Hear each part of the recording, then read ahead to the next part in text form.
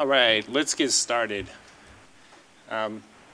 So folks on the phone, I think almost everybody has muted your phone, but if folks that haven't wouldn't mind, that'd be much appreciated. And then once we get into question and answer, you can pipe up by doing the unmute and asking your questions. So thanks everybody that made it in person as well as on the phone. This is the 7th cycle of the PDA Planning Grant Program. Have folks in the room applied for this before or done it? Gotten one? Okay, great. Actually, since we have a relatively small group, maybe I'll ask people around the room if they just want to introduce themselves really quick. And I'll start because I didn't introduce myself. I'm Mark Charette. I'm going to be the program manager for the PDA planning program this year. I'm with Bay Area Metro, which is ABAG/MTC. I think we're still saying ABAG MTC staff for now, but you'll notice that Bay Area Metro is my email address. So folks want to go around the room? Sir? Oh yeah, thank you. I call you Bam. No, I think ABAG MTC. We gotta have someone from. Is this on? Yeah. We gotta have someone from Solano here every meeting. You guys are on top of it. Hi, I'm Elia. I'm an intern at the Port. I'm part of the San Francisco Fellows Program, and I'm here standing in for Ananda Hirsch in the Finance Department. Great. Hi, I'm Ryan Dodge, Solano Transportation Authority. Hi, I'm Payal Bhagat. I'm a planner for the City of Lafayette. James Hinkamp, also with the City of Lafayette. April Smith, SFCTA. Eric Eidlin, City of San Jose. Therese Trivedi, MTCA BAG. Sheila Nicolopoulos, San Francisco Planning Department.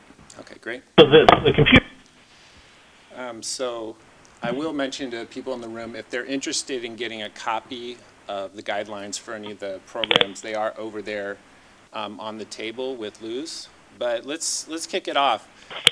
So we're going to go through our welcome and introductions, which we just did. Then I want to give an overview of all of the planning programs and the grant programs. Then talk everybody through the guidelines and application for each of them. Then Luz is going to talk a little bit about the federal contracting requirements. Some of you may have been involved in projects that made you aware of those before. Some may not have, so we're going to go through that. And then to conclude, we'll have the Q&A. So I probably won't take too much time going into detail on each of these, but because I want to allow quite a bit of time at the end for Q&A. So if folks have questions at each of these, you can kind of hold them till the end, and then you can ask them then. So we have 3 programs. We have PDA planning, technical assistance, and staffing assistance. And on the screen, I'm kind of putting staffing and technical assistance together. The PDA planning program is a specific plan or equivalent with a programmatic EIR as well as a zoning code, general plan, and related amendments. And that's kind of the key to the planning program, that it include those elements. And then there's also a piece that you can apply for if you have an adopted plan or you have a plan that doesn't have an EIR. And those are for new or updated EIRs, zoning code updates, and then plan or EIR amendments and addenda. And we'll talk a little bit more about what those can be. Then there's technical and staffing assistance, which are small scale grants to really address discrete challenges related to implementation that have come up after an adopted PDA plan. That's kind of one of the key things that a lot of people just over the phone have talked to me about so far, because there are quite a few situations in which there's an adopted plan. There's some additional work that needs to be done to push it over, kind of over the finish line. So we'll start with the planning guidelines for the PDA planning grants. First, eligible applicants, then we'll talk about the eligible activities, planning elements, funding details, and then the evaluation process. So eligibility for both the PDA planning grants and staffing and technical assistance, jurisdictions with land use authority are the eligible applicants. And transit agencies and CMAs can be key partners with the jurisdictions But the jurisdictions are the lead applicants, and they're responsible for implementing the plan once it's adopted. What we do need to see is that the jurisdictions discuss the application with the CMA and primary transit agencies serving the area, and will have their participation in the grant. If you have 10 transit agencies serving your PDA, then you can work with the ones that have the highest level of service to your PDA. Therese, you can, if you have any thoughts about that or any of the other details here. And it's key that they participate in the grant. So as far as the funding, the maximum award depends on the place type. It's $800K if your PDA is a regional center, city center, suburban center, or urban neighborhood. There's a place on the ABAG website that is the PDA showcase. And if you don't know what your place type is, some people might not. And then for transit neighborhoods, transit town centers, and mixed-use corridors, there's a $500,000 max there. So there's a $100,000 minimum across the board. If you're doing an EIR alone, so if you've adopted a specific plan but haven't done an EIR, well, it wouldn't be a specific plan in that case. You might have done a station area plan, something else which created land use guidelines but hasn't been embodied in a programmatic EIR or zoning. Then for the EIR, it could be up to $400,000 if you're in the first group of place types, $250,000 if you're in the second group. And then for the other partial grants, plan, zoning code, those will be determined based upon the project scope. So we'll work with folks to discuss what the appropriate amount is. We will want to see and ask from you guys, and you could probably put $400,000 as the upper limit on that, or $200,000, $250,000, depending on the type of place type. So cities have used this to cover a mix of staffing and consultant work. So it really kind of depends on your jurisdiction. Some cases it's 100% consultant, in some cases it's a little bit of a mix, in some cases it's predominantly consultant. And there's a local match of 12%. So a lot of times we'll see cities do the local match through in-kind staff work. So getting into the application, so the first part, which you were just seeing up on the screen, just gives us a sense for the background information. How much growth are you expecting? What's your overall timeline looking forward to 2040, level of growth relative to Plan Bay Area. You can take a look at that. We provided guidance on where that is. Also, how that relates to what's already in the PDA and what you have planned for the PDA. Is your PDA, what you're anticipating, going to be more than what's in Plan Bay Area? And I think that's a key thing, because there's a nexus here to the regional planning document. However, we don't want that to be seen as a constraint. I'd also say that as far as the level of growth, part of this process is to establish that. So if you don't have an exact number, you could kind of give a range. I mean, there's been some plans that have been adopted as part of the last round that are, well above what the city anticipated. So, we're not going to completely knock you guys if you say, well, if you say you're going to have 5 units, that's, very problematic. And then also looking at current and future transit service in the PDA. There's a lot of situations in which the transit provider is really a key partner in this, particularly around BART stations, for example. And then also a narrative illustrating your vision for the PDA. So this is really where you go into more detail. Don't have to be beautiful sentences, but this is more kind of a perspective on what the current vision is, or what the objectives are for the PDA. It could be what's in the general plan. It could be the direction you've gotten from council, where the place is today from a market and policy perspective, and then your approach to completing each of the planning elements. We'll talk about those more in a moment, as well as the readiness to move forward with and implement the plan. And in particular, that's the city's commitment.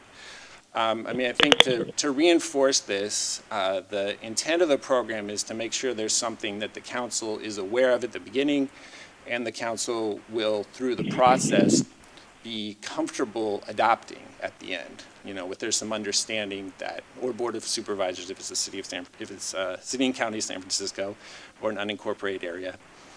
But really, I'd say almost all of our plans have been adopted by the City Council or Board of Supervisors. But because there has been, there's a possibility that it isn't adopted, right, or that it goes through the process, or just as an example, it could be the case that the council wasn't really aware of it, or the council hadn't really bought into this process, and so partway through they could say, oh no, we don't want to adopt this. At that point, we're going to have to look into what the kind of financial ramifications of that are in terms of how much we pay you guys out, whether there's some responsibility on your end. But we're just bringing that up kind of as a cautionary thing. In fact, that really isn't something that we would expect to see, and it isn't something that's really happened in the past. So we, except for maybe one example, we have not done a clawback yet. But I really want to bring that up for you guys so that this is definitely on council's radar. And related to that is a set of planning elements. And so for each of these, they need to be an integral part of the planning process as well as a concrete part of the plan. And so there's quite a few elements here. And some of them, there's going to be quite a bit of background analysis. And not all that background analysis might make it into a plan, and we recognize that. But just an example, you might have an affordable housing and anti-displacement strategy, and there's a considerable amount of analytical work that happens up front. And that could be summarized in the plan and reported on as in more detail as an appendix. But it is critical that there be policies that are introduced there that actually make their way into the plan. So that's, I think, one of the key things that we're looking for here. And I'd say this is where coordination between the various city staff, consultants, and sub-consultants that work on the plan is critical. So that it doesn't, I think a lot of cases where we've had a really good prime consultant or we've had a really good project manager at the city, they've made sure that each of these pieces kind of works in a synchronized fashion and that they're lined up, so when they're ready to go for the plan, they put it in. And then there's been a few cases, I would say, where it's kind of been a checkbox approach. So, we want this to be a useful thing for you as the city or county to, complete, so it really does inform your plan. And then if there's a partial plan that you're applying for, if you're applying to do some of this to either update or append or really make your plan complete, we're going to want to see where the elements that have already been completed but aren't included in the grant are, where are they? What city documents are they in? Are they relatively up to date? And how are they going to kind of relate to what's being produced through this planning process? So, where will this fit in? There are a few things that are going to be required of all the plans, even if, they're partial. And so that includes, as you can see up here, community involvement process, affordable housing, anti-displacement strategy, and implementation plan and financing strategy. So that would be something that could be used as a basis for the update as well. So what are the evaluation criteria? And I really don't want to focus too much on this because I got a call from one of my colleagues in Hayward saying, okay, we're number 17. Are you gonna use that against us? So the ones that are highlighted make up 80 of the points, 80% of what you're overall gonna be kind of judged on when you apply. So, if it's a really good application, don't worry about whether or not you're in a top 16 growth city or community concern, et cetera. We want to see good applications. Question? Yeah, go ahead. Sure. How did you determine the amount of points to assign for each of these? What was your methodology? We went through, we've had this in the past, and I think it's really guided by the approach that's taken in Plan Bay Area. So, that's, if you look at the planning process and the project impact, the plan, in order to meet our greenhouse gas emissions reduction targets, we have a certain amount of growth in PDAs. So that's where kind of the number that the city might be looking at, the fact that that's kind of backed up by a commitment, and that there's a clear path to implementation. That's what makes us confident in that actual growth potentially taking place as a result of that. And go ahead. Sorry, as an example, existing policies at 7 points, why not 6 or why not 8? How would you rank at 7? You don't have to go into details, but Right. it's kind of arbitrary. Okay. We'll be happy to follow up about that. So the PDA technical and staffing assistance, these are the two other programs. We're kind of talking about them as a group because they're very similar. They're for slightly different purposes, I would say. And the evaluation is same as the PDA planning grants with one key addition, which is regional innovation and replicability. So we want these to be things that implement one of your adopted plans while also being a tool that other cities can use. I wouldn't overemphasize this. I mean, Teresa and I were talking about this. It's really for you to get done what needs to get done in your city to make the plan a reality. But to the extent it does have that element, it's particularly valuable. And I'll give an example in a moment about one of those. So the technical assistance is discrete. It's going to be a 6-month project that results in a product or policy adopted by the council, planning commission, or the relevant policy body. So the emphasis is less a study and more on a policy or concrete outcome.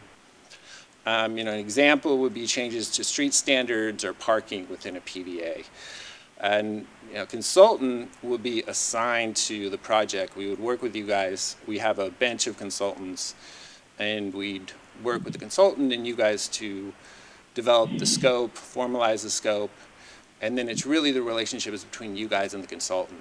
And then you signing off on the deliverables that are in the scope, and then we do the administrative work. I think that's one of the attractive features of these two programs is you don't have to do any of the contracting, you don't have to do any of the invoicing, paying them out, et cetera.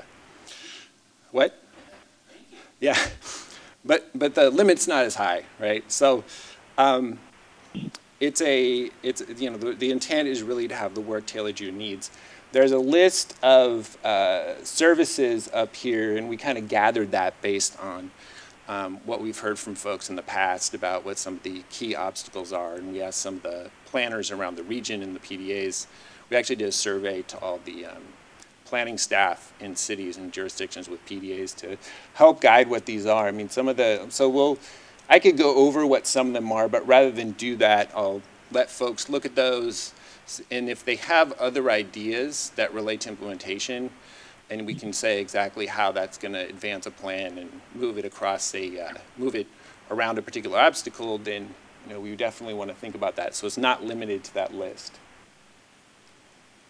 And then there's information about project scope.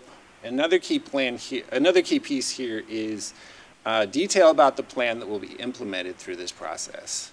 So what's already happened, what are some of the reasons that this effort is needed to push it forward, and just making a clear case that the plan that's in place is relatively solid, and that this is a particular task that is required to make it reality. The next part is technical assistance, where you describe implementation outcomes and point to how this reflects an innovative approach. But again, we do want you to talk about that, but we want you to remember that this is intended to be tailored to your needs.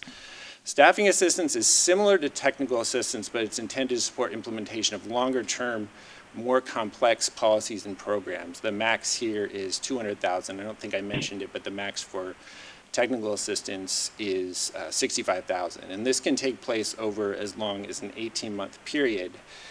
Again, it's a discrete piece of work that leads to an adopted policy or program. The previous grant cycle was the first time we offered it, and at that time, I'd say it was kind of in response to some of the challenges cities had with respect to staffing. Really what we ended up getting out of it was a case where it did support those cities, but what it did was allow them to undertake very, very focused policy initiatives to address some of the changing conditions, kind of the regulatory landscape.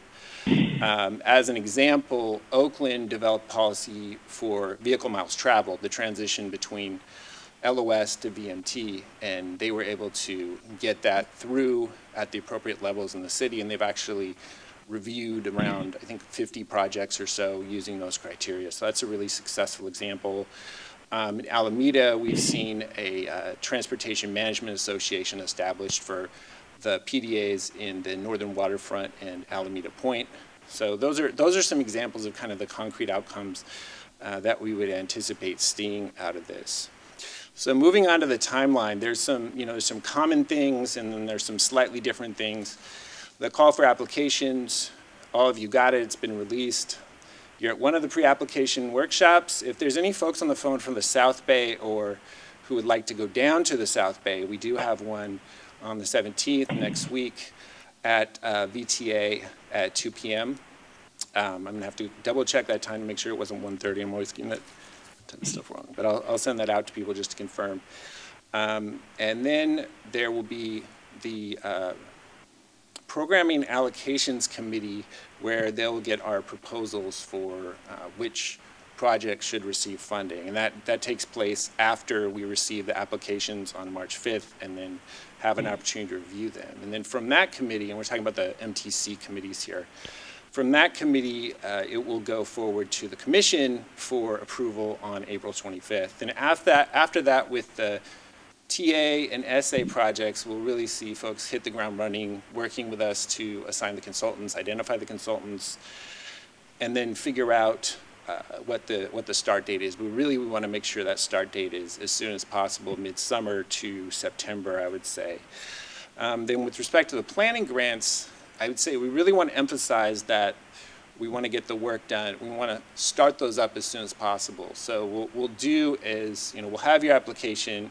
We'll revisit with you guys what the overall approach is, what it makes sense to have in the scope, and sign those contracts by April. Those contracts being the agreement between MTC as well as the city. And then the technical assistance work, as mentioned, would be completed within 6 months. And the staffing assistance work will need to be completed by December 2019. There's a 18-month period there. And the planning grants completed in April, I'll get the exact date, April 30th, 2021, which is 30 months of signed agreement. So we'll get to your questions after the next section. With that, I'd like to invite Luz Campos up to talk a bit about the federal contracting requirements. Actually, Therese, is there anything you want to add first? Okay. She's like, no, she's giving it to you. Teresa's ran it for, she's like, for many years. I've done it, now it's your time. Well, I'm Luz Campos. I work in the contracts department here at the agency, and I'm just here to remind you of a very useful and important piece of information. All the funding agreements that result from this call for projects will be funded in part or wholly by federal DOT grants. And so this means that there's going to be DB requirements on the contracts that you're going to be doing with your consultant. So there's either going to be a DB requirement for you, our partner agency, or for your consultant that it's going to be performing the work. We will ask to review your program if you already have one in place at your agency. So this will be a good time for you to start reaching out to the person in your agency that actually deals with DBE, DB goal setting, or for your program. And if you have any questions about our program, my contact information is there. You can reach out to me and I can direct you to the link on our website so you can have some more information. But I mean, it's going to be good for you to start getting that information and to remind you that because they're federal grants, there's be this compliance part that we, MTC, do through Caltrans because we're passing the funds through. And if you have any questions, again, my contact info is there. Thank you. Great, thanks, Liz. And with that, let's open up to questions in the room first, and then we can go to folks on the phone. So, anything from anybody in the room?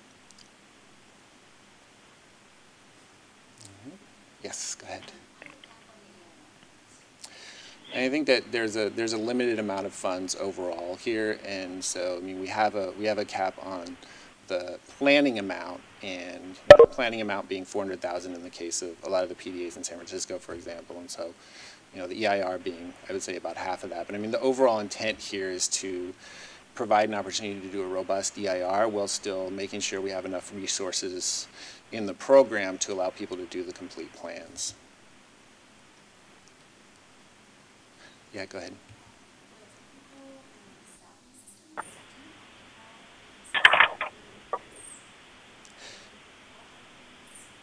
I mean, I think what our general rule of thumb has been is that we need to see an adopted plan for the PDA. I don't know, Therese, if you want to chime in on that. I wouldn't say it has to be a specific plan in this case.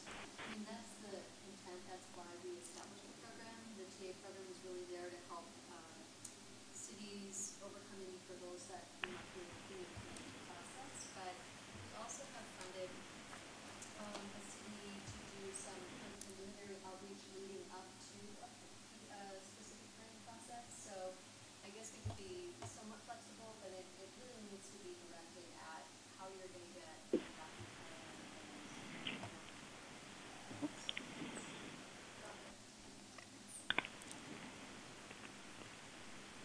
Yeah, go ahead. More of a question about questions.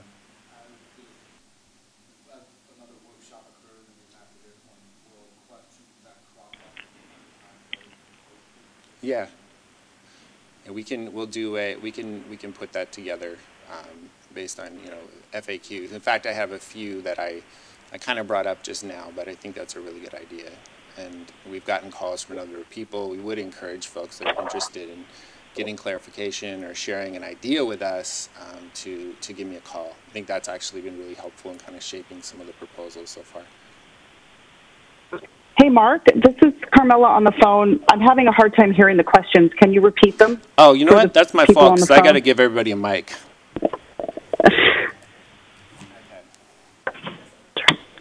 Here you go. I have two, but I don't. I can give the first person the mic. Yeah, I'll just repeat my question, which was the most recent one. I had a question whether there would be an FAQ page related to the programs, especially as it pertains to this workshop and the upcoming one, and apparently there will be. Yeah. That was a good idea. Yeah. Anybody else in the room? Otherwise, we'll just kind of open it up to other folks on the phone. Anybody else? Folks on the phone, any other questions? All right. Seeing no questions, we can conclude. I will actually repeat to you guys a couple of the questions I received so far from people via email. Mark? Oh, sure, go ahead. Hi, Joan Malloy in Union City. Hey, Joan. Could you please talk about the process for PDA planning grants that are being, or PDAs areas in general that are being expanded? We established our PDA in the first round many years ago. We're now looking at an expanded boundary. Can you talk about the process how that would be looked at, and what process we might explore with that? Yeah, I mean, I would say this has happened a couple times in the last round and rounds before that, where cities have used the plans to kind of define the specific boundaries of the PDAs. Oakland had some very large PDAs, and they used, for example, the Broadway Valdez specific plan to really figure out where that area was. I mean, I think we have a process internally for not taking new PDAs at this point, but for doing boundary updates. And that Oakland project did result in a boundary update. I mean, one of the questions I have gotten is, could I get a grant for something that's not in a PDA? It's kind of close. So it's a no to that. And I mean, I think the question is, if you guys have a PDA, is it, as long as it's not going to be 10 times larger? I mean, I know the area that you might be talking about in Union City, and I think areas adjacent to the PDA where there's a strong argument for doing some planning and establishing the boundaries. Those make sense. Okay.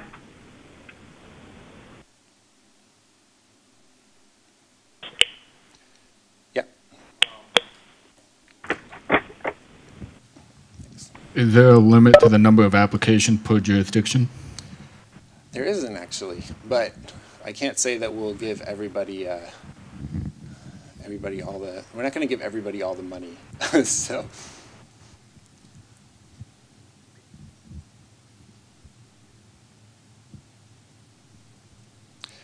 I will answer one question I received, and it was, I believe you asked the question too. So it was, can the city use it, or it was one of your colleagues, can the city or the recipient jurisdiction use the funds to support staff? And the answer is yes.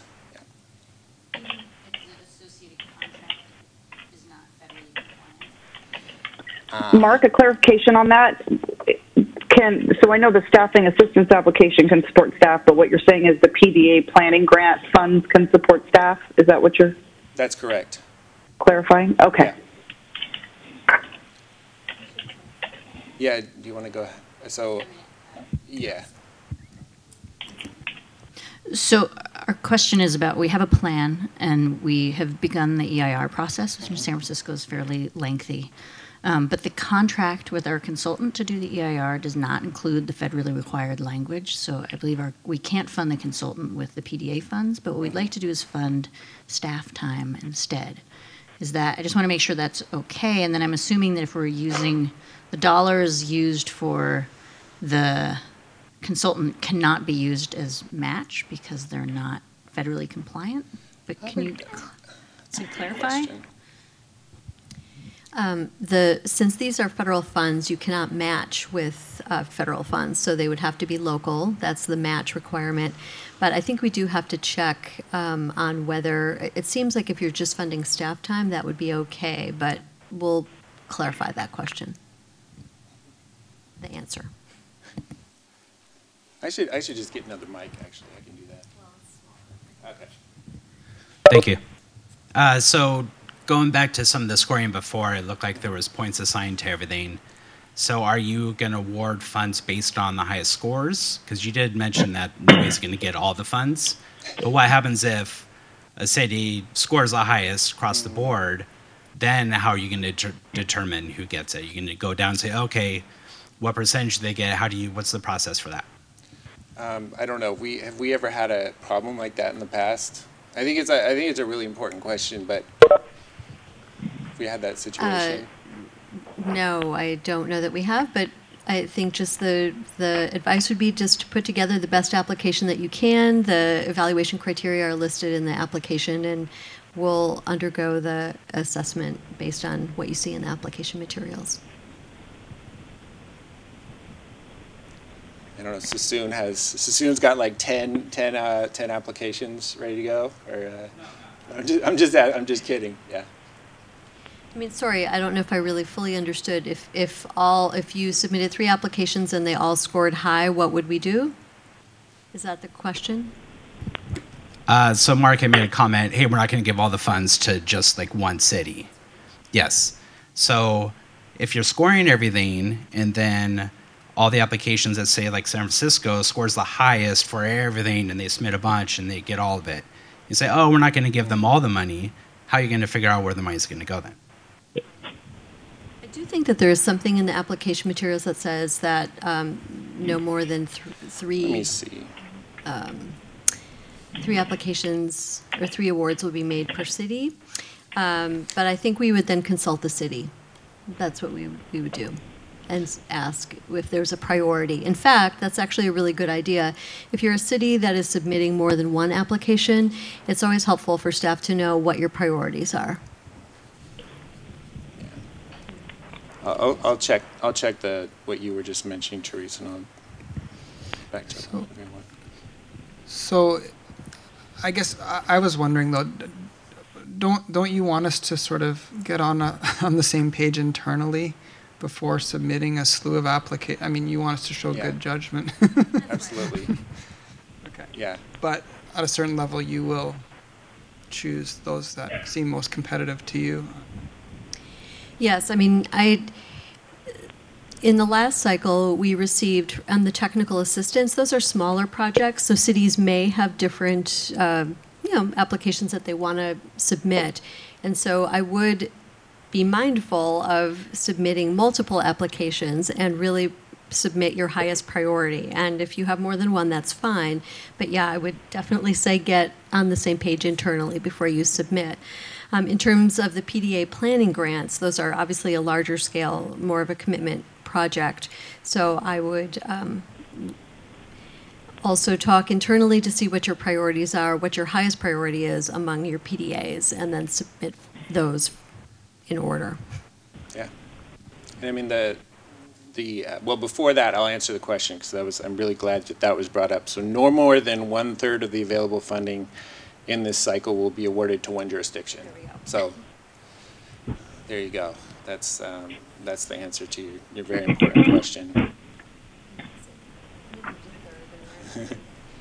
I would say too, though, I'm thinking about the interdepartmental question or the multiple applications from one city. I mean, I think that gets to the benefit of working together, obviously, but also the fact that the application is intended to be about assessing and shaping the city's guidelines for land use. It also is for transportation issues related to that, but it's really about, so that's why the application comes from the jurisdiction that has land use authority. So I mean, I think that speaks to it doesn't have to be the planning department, but I mean that speaks to the benefit of having the planning department, I think, be involved in the application.